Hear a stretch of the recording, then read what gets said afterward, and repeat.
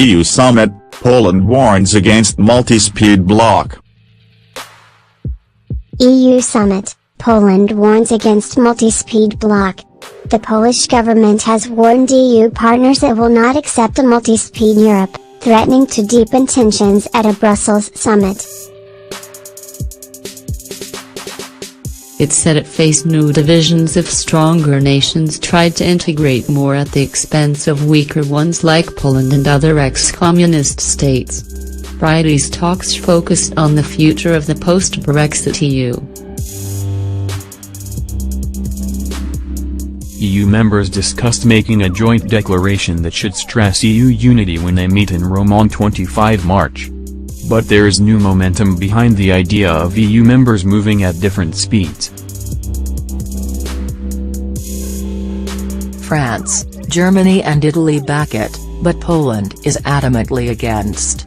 Poland and its former communist neighbors fear being left behind if their stronger partners integrate in more areas, especially the Eurozone. Poland is the biggest net recipient of EU funds. In 2015 it got negation 13.4 bn, £11.7 billion, $14.2 billion, from the EU. The budget will come under huge strain when the UK, one of the biggest net contributors, leaves.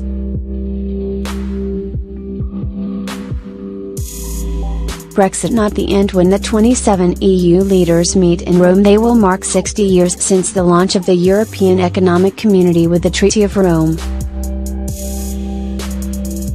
But soon the UK plans to trigger Brexit, the first withdrawal of a member state, a process fraught with risk and uncertainty. European Commission President Jean-Claude Juncker said, "I don't like Brexit because I would like to be in the same boat as the British.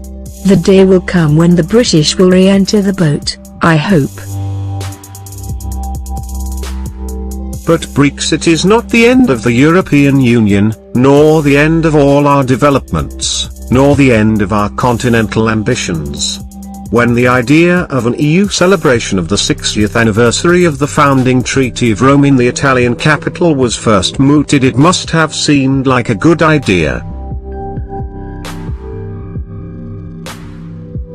Now Brexit casts a long, dark shadow over those proceedings. An organization that has known nothing but steady expansion is about to lose a member state for the first time.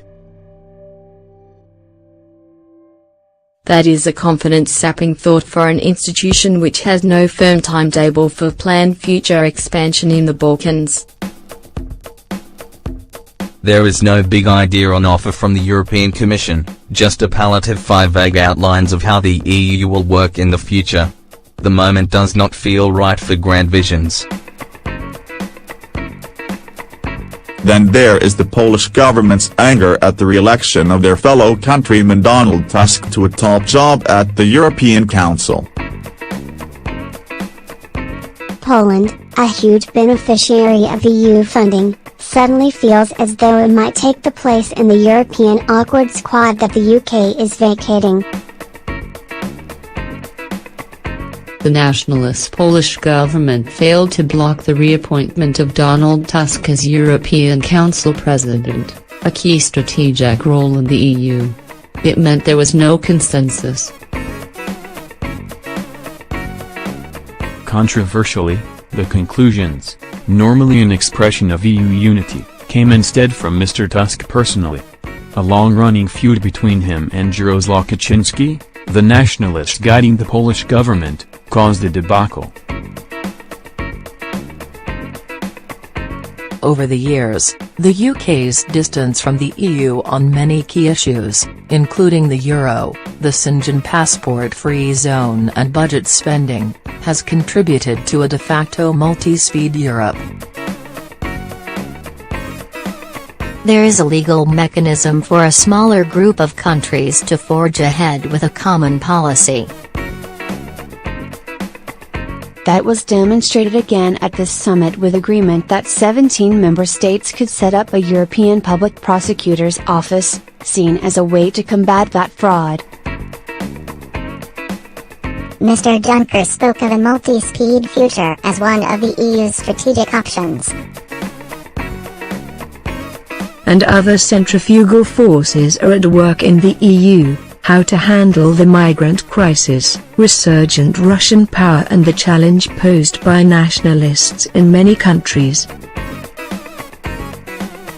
Euroscepticism is part of wider criticism of the liberal economic order, amid deep inequalities and chronic unemployment in much of Europe.